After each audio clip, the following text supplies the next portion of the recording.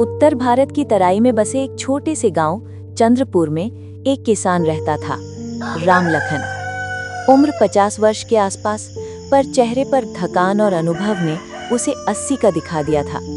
जिंदगी भर धूप बारिश में मेहनत करके अपनी 2 बीघा जमीन से ही घर चलाया था।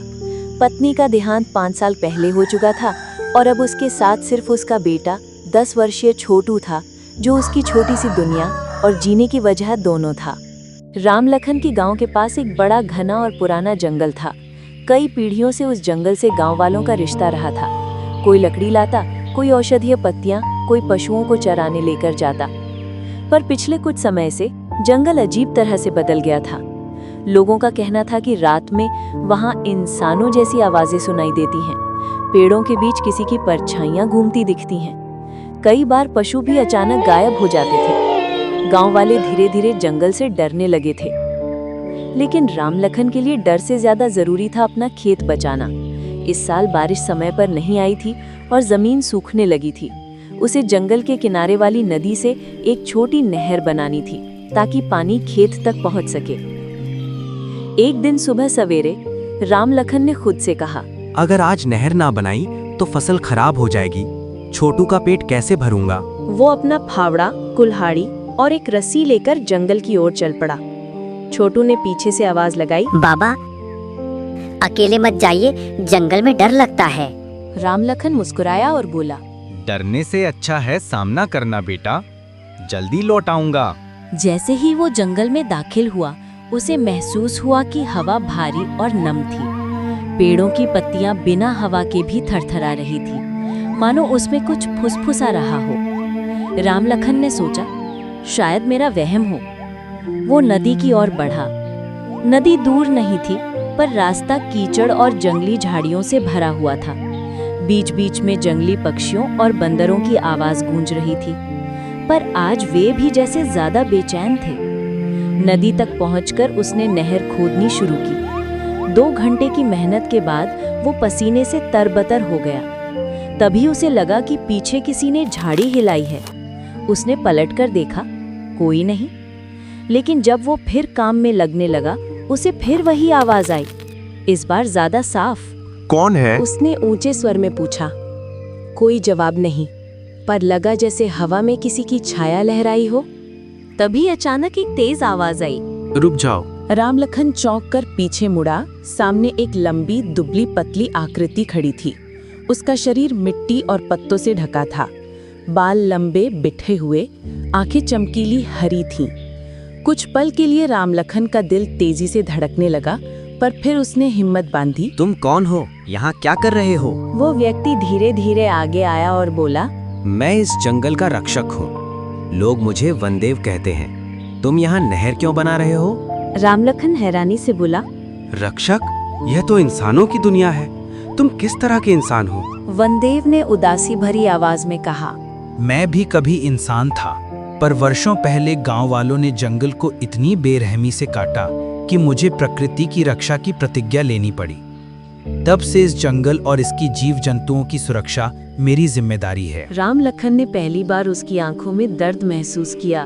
मैं जंगल को नुकसान पहुंचाने नहीं आया, नहर बनाकर फसलों को बचाना चाहता हूँ। वनदेव ने नदी की ओर इशारा किया। इस नहर से जंगल का पानी कम होगा, पौधे सूखेंगे, जानवर प्यासे मरेंगे। राम लखन ने भारी आवाज में कहा, पर अगर मैं पानी न लाया तो मेरा बेटा भूखा मर जाएगा। दोनों के बीच भारी खामोशी छा गई।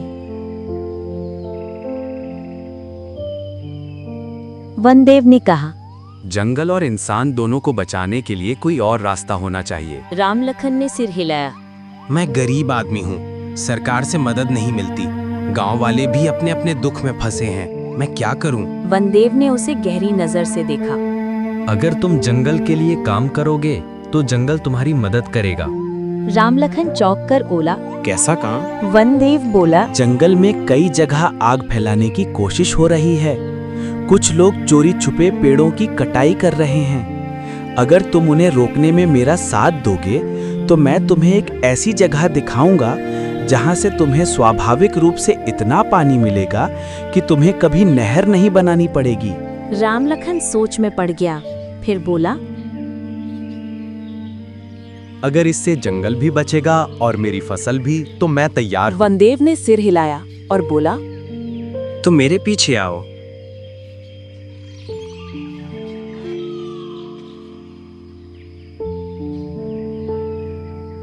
दोनों जंगल के भीतर गहराई में चले। रास्ता कठिन था, पर चलने पर ऐसा लग रहा था कि पेड़ खुद उनके लिए रास्ता बना रहे हों। ये देख राम लखन को आश्चर्य भी हुआ और डर भी। कुछ दूरी पर पहुंचकर उन्होंने देखा कि दो आदमी बड़े पेड़ पर कुल्हाड़ी मार रहे हैं।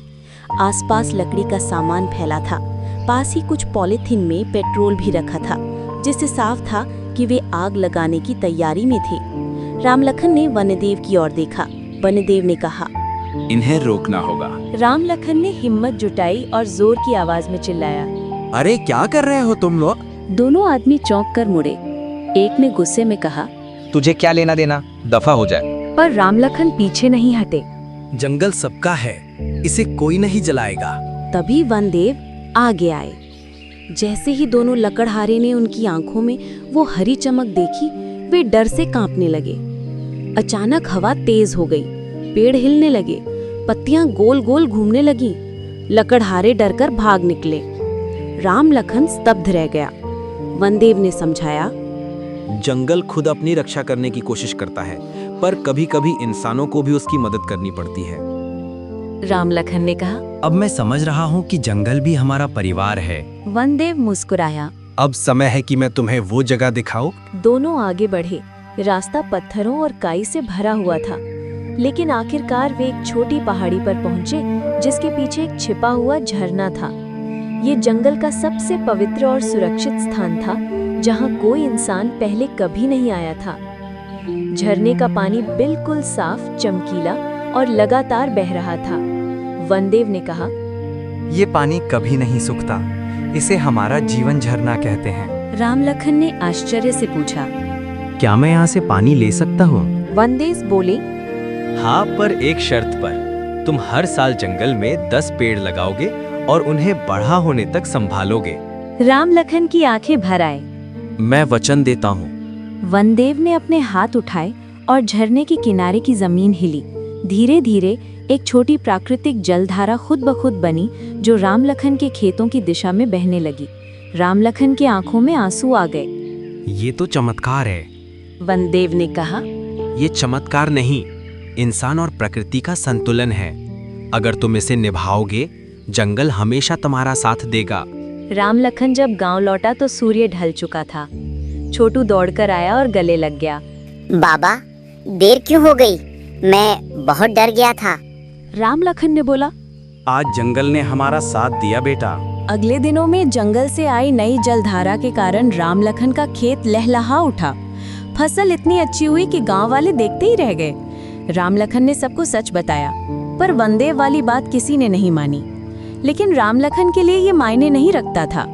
उसने अपना वचन निभाया। वो हर साल पेड़ लगाता, जंगल को साफ रखता और गांव वालों को भी प्रेरित करता। धीरे धीरे जंगल फिर से हरा भरा होने लगा। जानवर लौट आए, पक्षियों की आवाजें बढ़ीं, गांव की बारिश भी सुधरने लगी। लोग समझ गए कि जंगल को बचाना ही असली समाधान है।